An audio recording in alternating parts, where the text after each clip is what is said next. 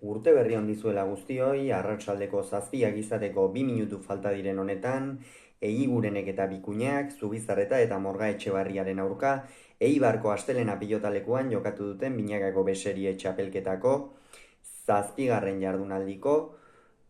Ligaxkako 7. jardunaldiko, 3. norgehiagokaren analisia egingo dugu, Egiguren eta Bikuña ziren favorito, baina Zubizarretak eta Morga Etxebarriak pronostikoak hautsi dituzte 22 eta 19 irabazi ostean gogoratuko dugu aurreko jardunaldian,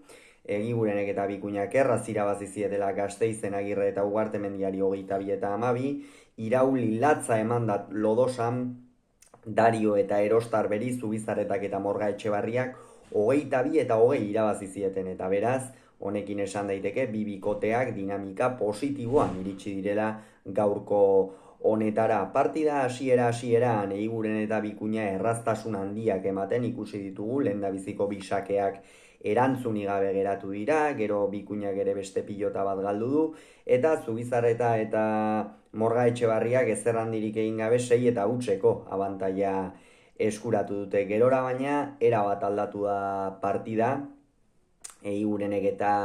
Bikuñak jada beste martxa bat sartu dute, Inigo Bikuñak tarteka bizkarra erakutsi du, eta hori zen ez, gaurko norgehiagokaren funtsetako bat, ea bizkarra nork erakusten zuen, Bikuñak ala Morga Etxebarriak, biak ala biak nahiko antzeko aritu dira, eta horregatik aurrelariek lehen zatian ere ez dute abagune handirik izan. Hala eta guztiz ere, Julen Eiguren oso joko bola da oparoan ikusi dugu, lehen zati horretan, naiz eta lehen partida hasieran kamutsantzean hasi, gerora baina 12 eta 11 iritsi dira Zubizarreta eta Morga Etxebarria lehen etenaldira aurretik, eurentzat garrantzitsua zen, izan ere partida oso berdinduta zegoen eta ikusi zitekeen fisikoak ere zeresan handia izan zezakeela bigarren zati horretan,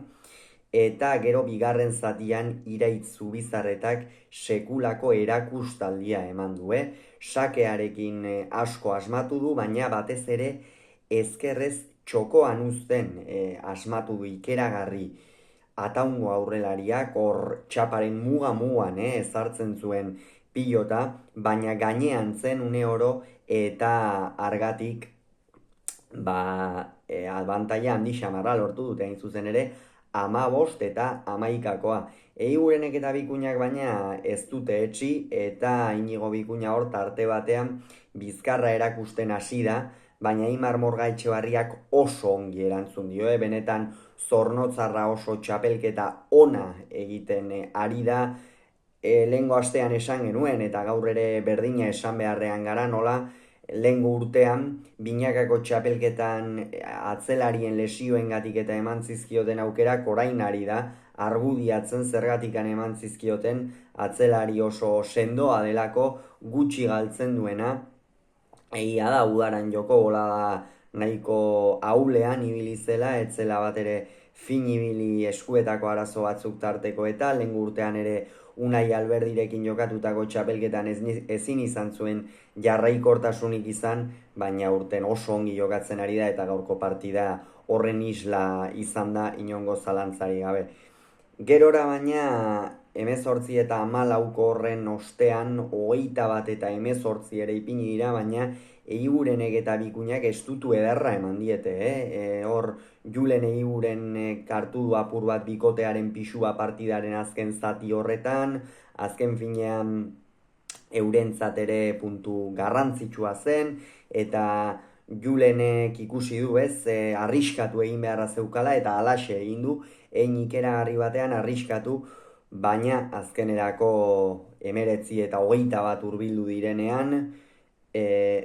azkenerako Inigo Bikuñari pilota bat gora joan zaio, eta honen beste Zubizarretak eta Morga Etxebarriak 5. puntua lortu dute, eta sailkapenean 2. postuan kokatu dira, aldiz laurekin jarraituko dute Eigurenek eta Bikuñak. Gaurkoan Zubizarreta eta Morga Etxebarriaren aldetik nabarmentzekoa izan da, batez ere burua hotz mantendu dutela, Eiguren eta Bikuña ia beti mehatxatzen zeuzkaten atzetikan hor markagailuan urbilduz, baina eurek burua hotz mantendu dute, Iraitzek batez ere bigarren zatian sekulako erakustaldia eman du,